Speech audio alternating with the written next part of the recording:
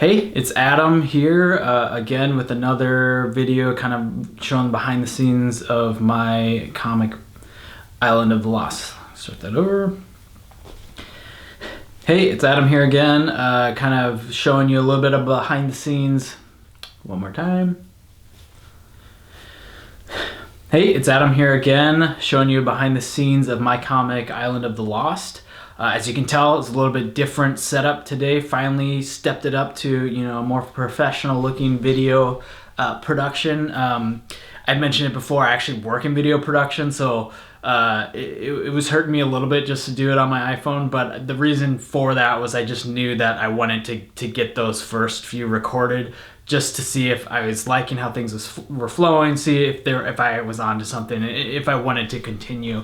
So now that we've done a handful of those, I'm like, okay, let's step it up a little bit, get the professional camera, get the better audio. Lighting's still iffy because it's a small office. I don't really have a ton of room for lighting. But that being said, it's not amazing, but it's better. So that aside, today I wanted to talk a little bit about basically getting feedback and reviews from other people about your comic, about your scripts mainly. I'm not even to the point where I have images from an artist and all that artwork, but getting feedback on my script specifically, and that's kind of where I'm at right now. I have the first script done. I've done a bunch of revisions on my own for it.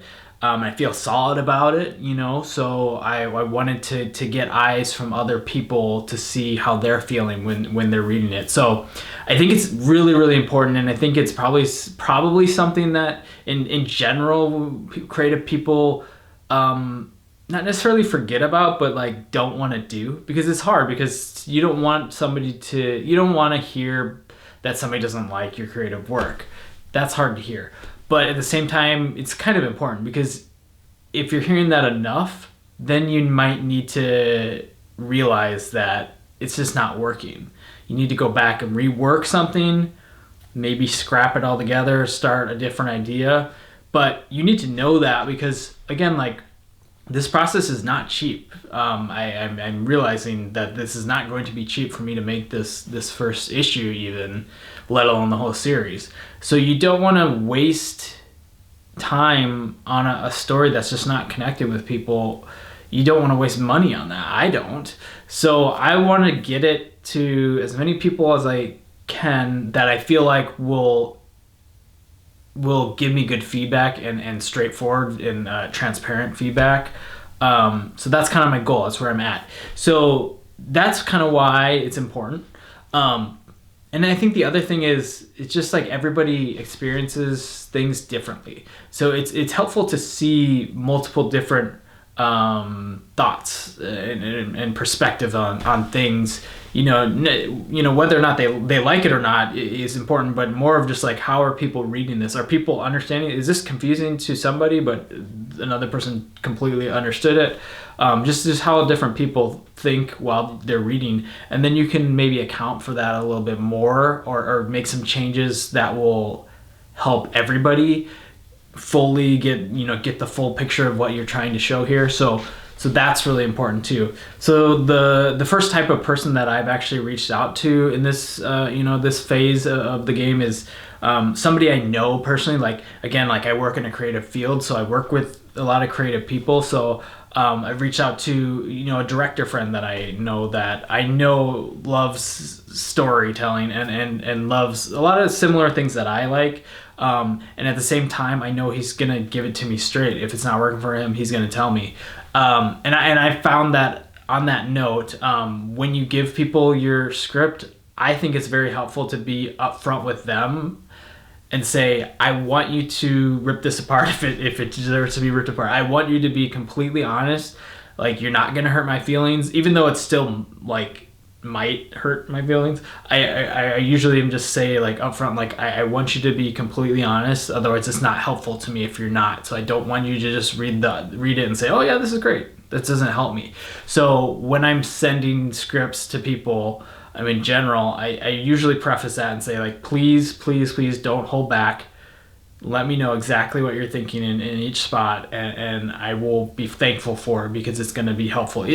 Whether or not I take that and make a change from it or not doesn't really matter. I still want to know what they're thinking so that can help me make decisions going forward. So one that's just one thing that I try to do. So people well that are friends is good, but there might be a little bit of a bias there too. But that's a good place to start. Family, if you feel close enough to family, I can't say I necessarily plan on sending this to any of my family members, but some people might. And then beyond that, you kind of got to take another step, a little bit of a leap of faith, a little bit of a step outside your comfort zone, and talk to other authors that maybe you've just come across once, or maybe you found online, right? So, for example, I met an author at just a comic book store. One of my local comic book stores. He was just basically he wrote a comic book and he wrote a bunch of novels actually with Dark Horse Publishing, which is awesome. So when I met him, I just was chatting with him, asked him about writing and just basic stuff. We talked for 10 minutes, but then I also bought his book, right? That's a good step. I'm sure if I'm showing interest in his work, then hopefully he'll show interest in mine.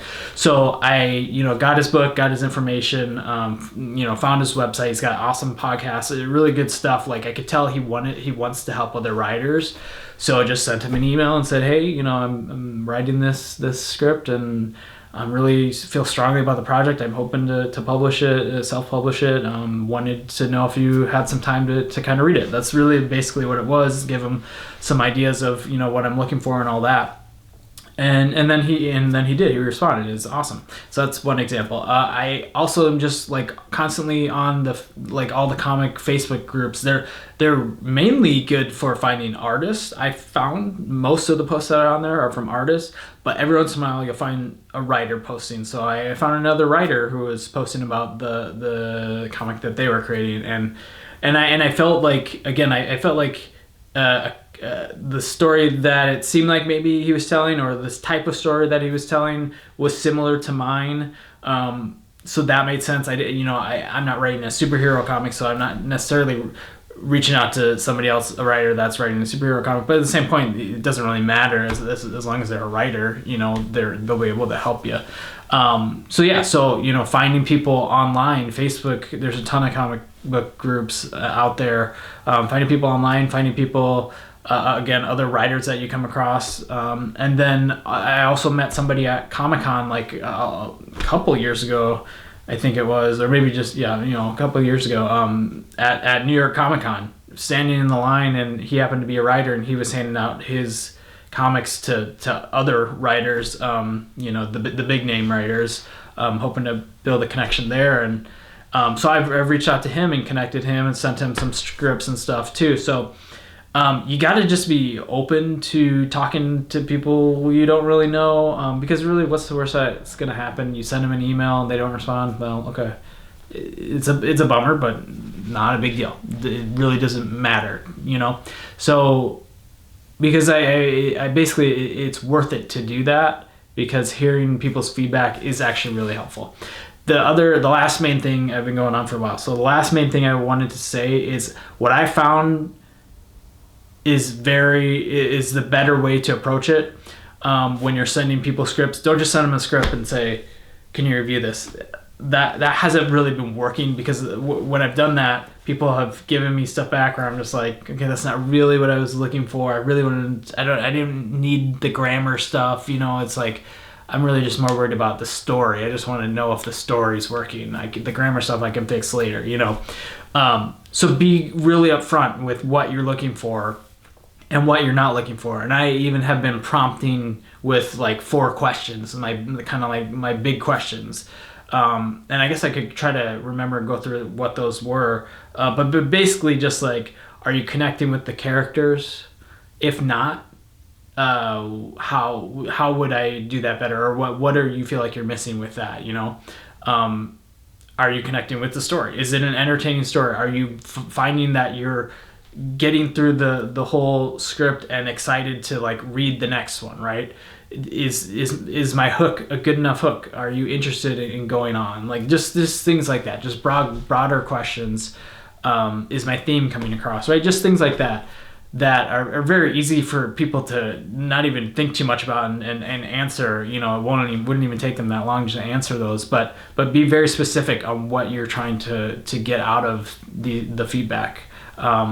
So that's kind of been my approach, and I think it's going to be, I mean, I know it's been helpful already, but once I go back and kind of re-edit my scripts, I know it's going to be really, really helpful just to get it more perfected, more, you know, nothing's perfect, but get it good enough for people to really get engaged with it. So yeah, I think it's a huge thing, and don't be afraid to kind of reach out to other people that you don't even know. But yeah, I'll see you on the next one. Not sure what we're going to talk about, but I'll be there.